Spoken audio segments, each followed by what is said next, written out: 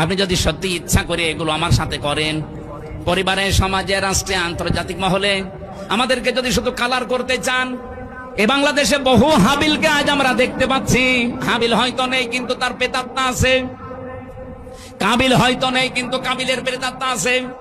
আমি নাম ধরেই বলছি, কাবিলের প্রেতাত্মা বাংলাদেশে ঝিনাইদহ রাশেদ খান নামে একটা লোক আছে না, এটা কাবিলের প্রেতাত্মা।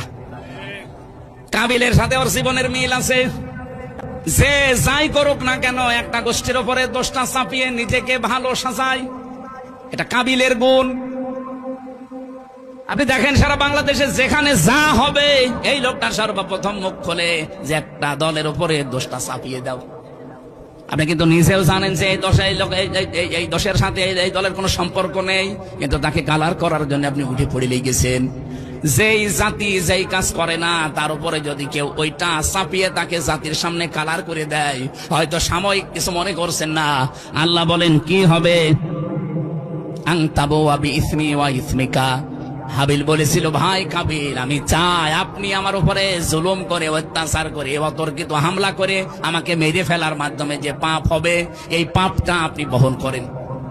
আর আমাকে মেরে ফেললে যেহেতু আমি নিরপরাধ, কারণ একটা মানুষকে মেরে ফেললে অন্যায় ভাবে সেই লোকটা জান্নাত পাবে, কিন্তু যেই লোকটা মেরে ফেলেছে তার 4টা শাস্তি। তার প্রথম শাস্তি হবে জাহান্নাম। এটা সূরা নিসার 93 নম্বর আয়াতে আছে, অমাইয়াকুল মুমিনাম মুতাআম্মিদান ফাজাযাউহু জাহান্নাম খালিদান ফিহা।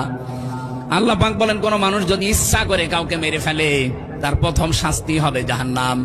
2 নম্বরে চিরকাল সে সেখানে থাকবে। 3 নম্বরে গাদিবাল্লাহু আলাইহি, আল্লাহ নিজে তার উপরে রেগে থাকবেন। 4 নম্বরে ওয়া'আদ্দা লাহু আযাবান আযীমা, যন্ত্রণাদায়ক শাস্তি তার জন্য আল্লাহ রেডি করে রাখবেন। বলেন নাউযুবিল্লাহ।